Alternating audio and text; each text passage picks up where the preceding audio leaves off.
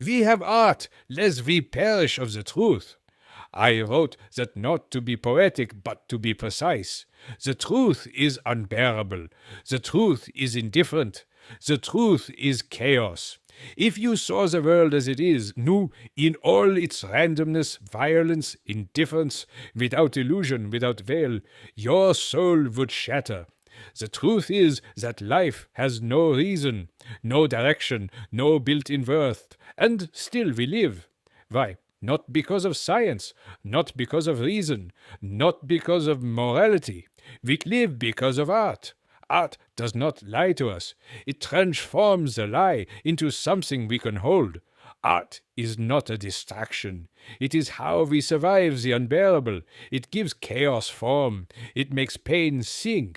It gives suffering shape, not to erase it, but to make it dance. This is not beauty for beauty's sake. This is beauty for existence's sake. Because if life is suffering, then the question must be asked, why go on? Why endure? Why persist? Why keep dragging this wounded self through time? You cannot answer that with logic. You cannot answer that with obedience. Only art can answer it, and even then, not with explanation, but with fire. So I ask you, what art have you made of your pain? And what truth have you survived because you could dance it instead of drown in it? Look closely at life, without flinching, and what do you see? Suffering, becoming, death, rebirth, suffering again. There is no still point, no fixed truth, no eternal comfort. Life is not a clean narrative. It is a torrent, wild, indifferent, without moral. You cry for justice, but the stars do not answer. You beg for meaning, but the earth turns silent. In the birth of tragedy, I did not say, solve life. I said, endure it, transform it, affirm it. Life is not a problem. It is a riddle. And its answer is not a fact, but a gesture, a tone, a laugh. Science dissects the body, but cannot explain the soul. Logic builds its perfect cage, but cannot hold the wild heart. Morality hands you rules, but cannot make you want to live. These are shadows of order cast by men, too frightened to face the abyss. And yet we live, not because of reason, because of art. Art is not escape. Art is not denial. Art is the defiance that says, yes, even this. It is the musician who plays while the world burns. It is the poet who gives voice to pain so pure it becomes light. It is the tragic stage that dares to say, this is life, and I love it still. So again I ask, how do you go on? You don't. Unless you learn to turn your scream into song, unless you learn to turn your chaos into canvas, unless you learn to dance, not in spite of the fire, but within it. Now, let us descend deeper into the Dionysian. What is it? It is not order, not clarity, not control. It is intoxication. It is the tremble of music before it becomes melody. It is the wildness eats the blood that no law can tame. It is rapture where the self dissolves and the world rushes in. In Dionysian art, there are no boundaries, no I versus you, no audience versus performer, no soul versus world. All melt, all merge. This is primal unity, not peace, but pulse. You do not observe the Dionysian, you are devoured by it. Music is its highest form, not the melody of reason, but the rhythm of chaos made sacred. And what did the Greeks do with this terror? They built tragedy. Greek tragedy. That was Dionysus and Apollo dancing on the edge of the abyss.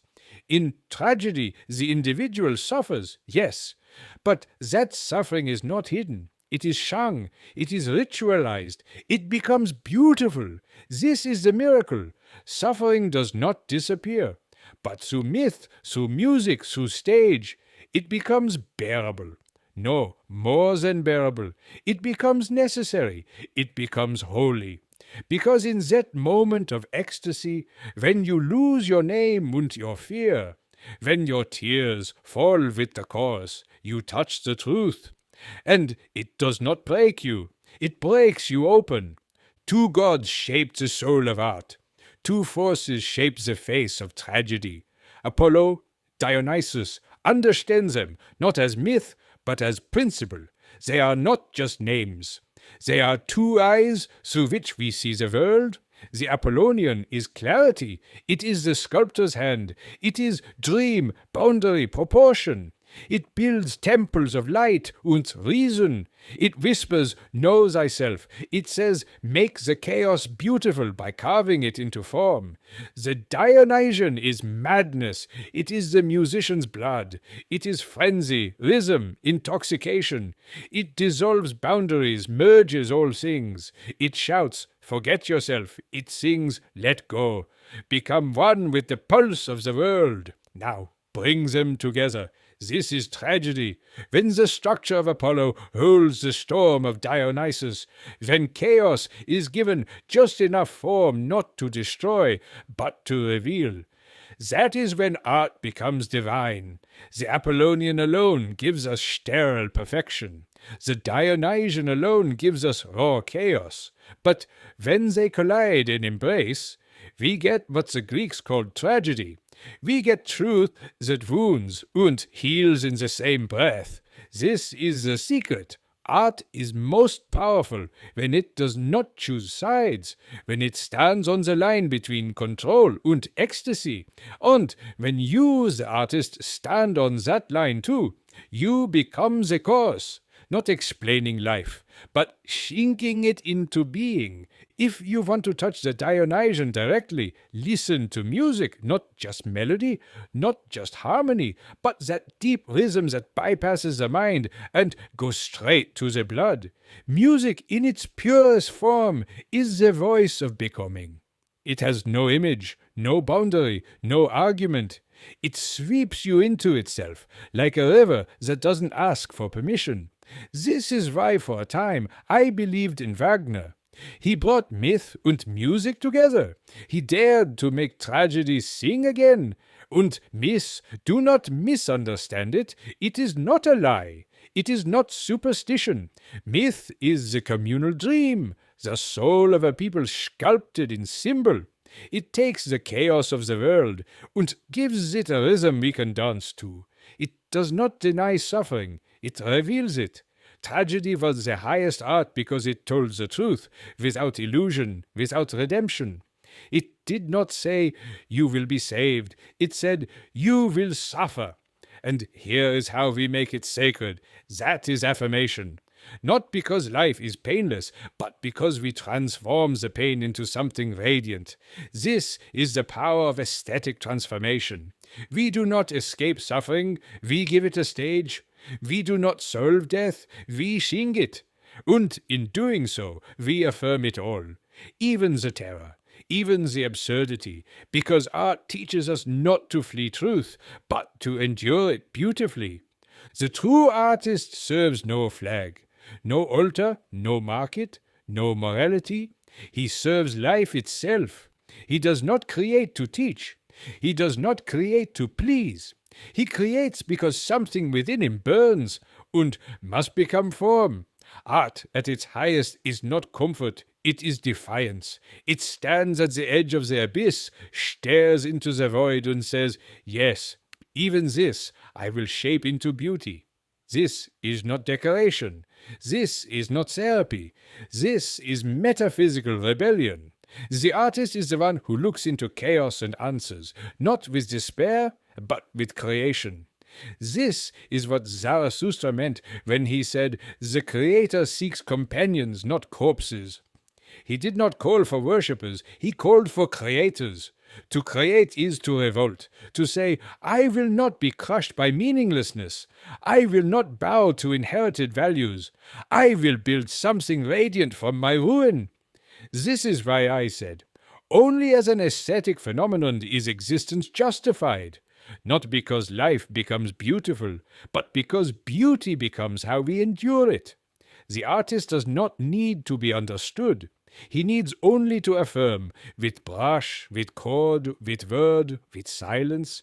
He is not a messenger of truth. He is a flame that makes truth bearable.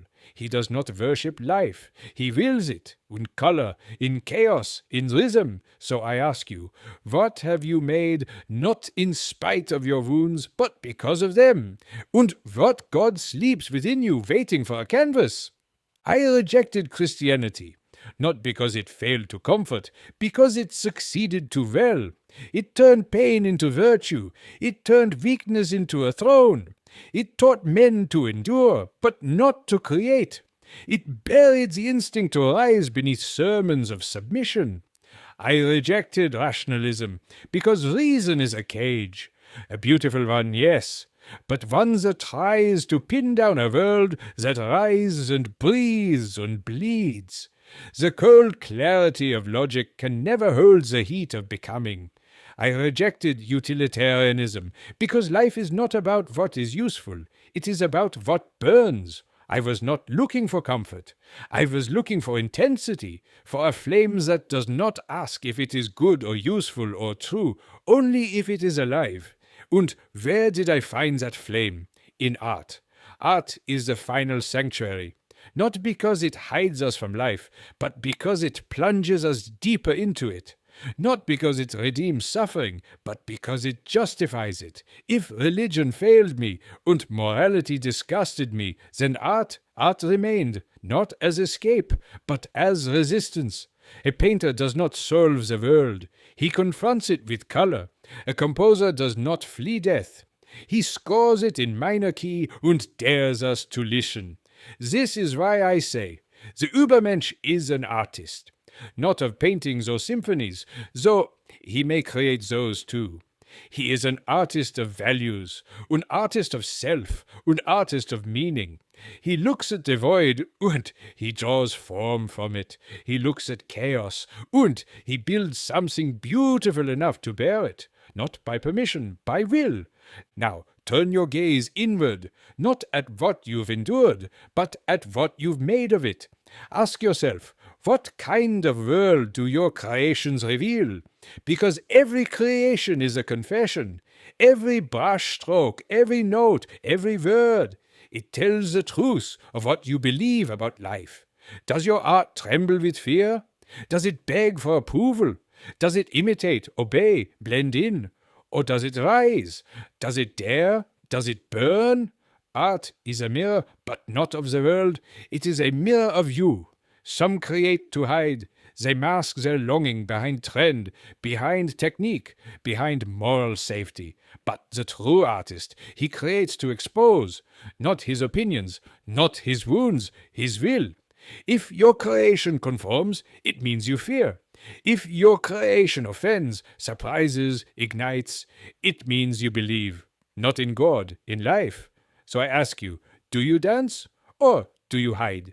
Because in the end, the art you leave behind will not prove what you knew. It will prove whether or not you lived. So, let us return, not to theory but to the dance. The Dionysian rhythm still pulses beneath your feet. Not to lift you out of suffering, but to carry you through it. Art does not save you. Art does not fix the world. But it does something holier. It teaches you how to suffer beautifully, to scream in key, to bleed in color, to shape your despair into something that others can feel and not flee from. This is not transcendence. It is affirmation. Not I have overcome, but I will dance anyway. So if life is chaos, create form. If life is pain, make it sing. Do not wait for the world to become better. Make it bearable by shaping it with your will. Do not beg the heavens for answers. Build meaning where there is none, because in the end, as I told you, only as an aesthetic phenomenon is existence justified. And so I ask, are you creating or merely surviving? Because one of these affirms life. The other hides from it.